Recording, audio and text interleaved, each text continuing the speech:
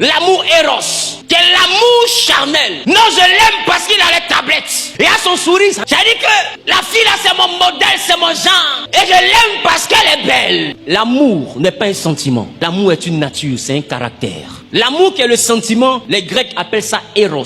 En réalité, c'est pas de l'amour, c'est du désir. L'amour éros, c'est un amour que pour satisfaire la libido. Alors quand tu te déshabilles dans pornéia, c'est-à-dire dans pornéia, l'impudicité, tu t'habilles pour montrer ta nudité, tes fesses sont dehors, tes seins sont dehors, c'est pas l'amour que tu cherches, c'est l'amour éros que tu cherches. Tu cherches à susciter du désir. Après, pas venir dire, pasteur, j'ai l'impression que les hommes viennent vraiment que pour le sexe. Ils viennent vraiment que pour le sexe par rapport à quoi? Tu t'es habillé que pour le mariage, ta manière de t'habiller montre que c'est hôtel. En fait, tu es habillé comme position sur bureau. Ton habillement ressemble à debout cueilli dans le couloir. Ça ressemble pas à une femme qu'on marie. Ton habillement ressemble à regarder le mur là-bas. Non, les hommes te prennent comme la nièce de Rahab la prostituée. Parce que ton habillement ressemble à Eros. Eros, c'est un ensemble de sensualité qu'on recherche. C'est pas le vrai amour. C'est je t'aime parce que. C'est un amour qui vient d'une séduction. Et majoritairement, cet amour a une date de péremption. Après un coup, 2 coups, 3 coups, 10 coups, ça dépend des coups. Ça finit par disparaître. Si tu actives l'amour Eros, il peut te promettre le mariage, mais dès qu'il a fini de te peindre, son désir de rester avec toi va diminuer au fur et à mesure. À un moment donné, quand l'amour Eros a disparu, tu deviens son ami garçon. Parce que ce qui le stimulait n'est plus là. L'amour Eros, c'est un stimulant. Non, parce qu'il m'a dit je suis belle. Quelqu'un qui veut te marier parce que tu es belle ne t'aime pas. L'amour Eros te fait marcher avec quelqu'un parce que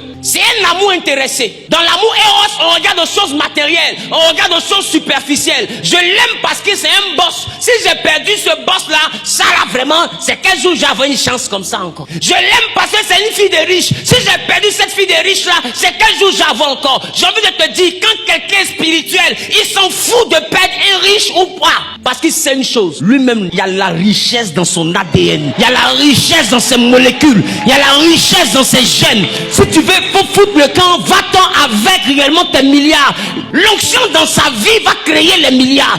Je ne sais pas comment je vais t'expliquer. Quand tu es dans l'amour Eros, tu es influencé et tu es influençable. Fesses t'influence, sein t'influence, porte-monnaie t'influence, voiture t'influence, transport t'influence. C'est dans l'amour Eros. Tu dis quelqu'un son nez est gros, mais il te donne transport 2 millions en partant à la maison. Enveloppe commence à t'expliquer que son nez là c'est pas grave. Et d'autres rentrent dans des relations attraper ton cœur. Parce qu'il n'y a rien qui fait plus mal à une femme que d'avoir un homme qu'elle n'aime pas que sur elle. Et comme elle est dans l'amour Eros, un amour superficiel, un amour des choses superficielles et matérielles, un amour de l'apparence, il subit ou elle subit ce qu'en temps normal, il n'aurait pas accepté. Si quelqu'un t'aime parce que tu as un joli petit menton, c'est pourquoi il faut demander à quelqu'un, tu m'aimes là, tu m'aimes, qu'est-ce que tu aimes? Je te dis, si la personne décrit quelque chose qui n'est pas caractériel, mais qui est physique, la personne ne t'aime pas. Parce que le vrai amour est dans le caractère. On aime tes habitudes, on aime ton comportement, on aime ton éducation, ta manière de te tenir, ta manière de parler, ta manière de te calmer quand il y a les situations. C'est pas d'abord ton visage et tes fesses, c'est d'abord un ensemble de comportements qui montrent que tu mérites d'être aimé. C'est tout un environnement qu'on regarde. Ce n'est pas une apparence. Par exemple, tu peux être jolie sans être belle. Être jolie est physique, mais la beauté est comportementale. La beauté est caractérielle. Tu vois, le monsieur, il est grand de taille, faussette, tout. En apparence, c'est un métis. En apparence, c'est un bon gars noir, bien grand de taille, musclé. Mais est-ce que tu sais que de manière comportementale, c'est Tarzan qui est là? Un vrai singe, vrai sauvage de la sauvagerie historique. C'est qu'il est sauvage jusqu'en sauvage même. Le réel, il dit, you are savage. Parce que sa sauvagerie, c'est une autre dimension. Mais tu peux voir quelqu'un qui ressemble à un orang-outan, bizarre, vilaine forme comme ça et tout. Et puis tu regardes sa femme et tu dis, mais qu'est-ce qu'elle a même? Mais en dehors de l'argent, elle est tombée amoureuse de lui. Pourquoi? Parce qu'il est le seul qui sait le lever comme une reine. Écoutez-moi, ne mariez jamais quelqu'un qui regarde votre apparence, mariez quelqu'un qui connaît votre valeur. C'est-à-dire, l'apparence, ça, tout le monde peut décrire que tu as un beau corps. Mais tout le monde ne peut pas constater que tu es une belle personne. Être une belle personne, c'est sauf la personne qui t'aime vraiment qui peut voir la belle personne que tu es. C'est-à-dire, les gens ont parlé de tes défauts, mais lui, derrière les défauts, il voit quelque chose. Il n'arrive pas à expliquer, mais il voit quelque chose. Tout le monde voit Maria la sauvageonne, mais lui, quand lui te regarde, il voit quelque chose. Il ne sait pas comment expliquer. Alors, l'amour de Josué n'était pas superficiel. Quand Josué s'arrête devant la maison de Rahab, la prostituée, il dit à ses serviteurs, rentrez dans la maison de la prostituée et faites-moi sortir la femme. Josué est le seul qui a réussi à voir dans la prostituée une femme de valeur. Il est le seul qui a réussi à voir ça. Quand quelqu'un t'aime au milieu des déchets qui t'entourent, il arrive à voir le diamant que tu représentes. Il arrive à voir la pierre précieuse que tu représentes. Ce n'est pas superficiel. C'est dans la profondeur. C'est pourquoi vous voyez de belles personnes. Je ne sais pas pourquoi elle est seule. Depuis elle est jolie, elle est ceci, elle ne parle pas. Mais pourquoi tout ne marche pas? Il y a des voitures, on va démonter les dents. Il faut demander à son ex. Il faut dire, mon ami, c'était quoi la panne? Est-ce que le moteur est bon? Il dit non, le moteur est bon. C'est quel moteur? Il dit c'est V12. Ok?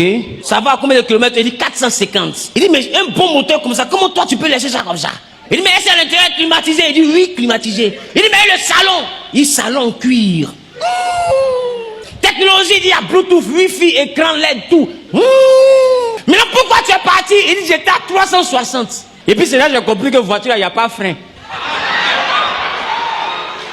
Il dit, mais comment tu as fait? Il dit, il est sauté en parachute. Tu as parachute? Il dit, non. Moi, il y a un sac à dos. Il dit, ça ne faut rien devant toi, mon ami. Parce que là où tu t'en vas, là, de toute façon, c'est confortable, c'est comme ça, il n'y a pas de frein. On fait comment? On roule, mais on fuit. Donc tout le monde voit la voiture là. Quand il n'y a pas de frein, et tu ne comprendras jamais pourquoi cette voiture est seule.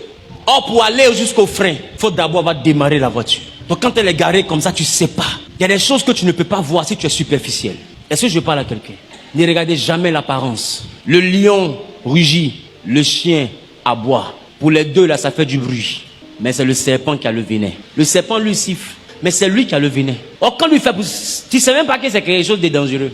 Le chien peut te mordre, on fait vaccin anti-tétanique, on fait pansement et puis il n'y a rien. Mais le serpent, si lui t'a piqué ou il t'a mordu, mon ami, dans les minutes qui suivent, si on n'a pas une intervention, c'est fini pour toi. Il y a des personnes qui sont comme des serpents. En apparence, douceur, calme, semblant de timidité, mais vénère qui est vénère qui est dedans là. C'est pas où. Allons-y, 1, 2, 3. Vénère qui est dedans là. Encore. Vénère qui est dedans là. Au fait, c'est pas facile d'avoir un pasteur qui n'est pas concentré. Mais prenez-moi comme ça, parce que moi je vous aime comme vous êtes. Amen. Voilà. Je ne vous ai pas critiqué, donc ne me critiquez pas. Et beaucoup parmi vous, vous avez regardé l'apparence, la beauté. Vous avez regardé le côté où il est galant. Il ouvre la portière. Il place la chaise. Et on ça. Quel gentleman. Hey, faut t'asseoir d'abord. On va reparler de ça après. Faut t'asseoir d'abord. Et après, tu vois autre chose. Et c'est de là que beaucoup sont partis de relation en relation. Parce que derrière un ange, tu as vu un démon. Ne sois pas superficiel. Va au-delà de l'apparence.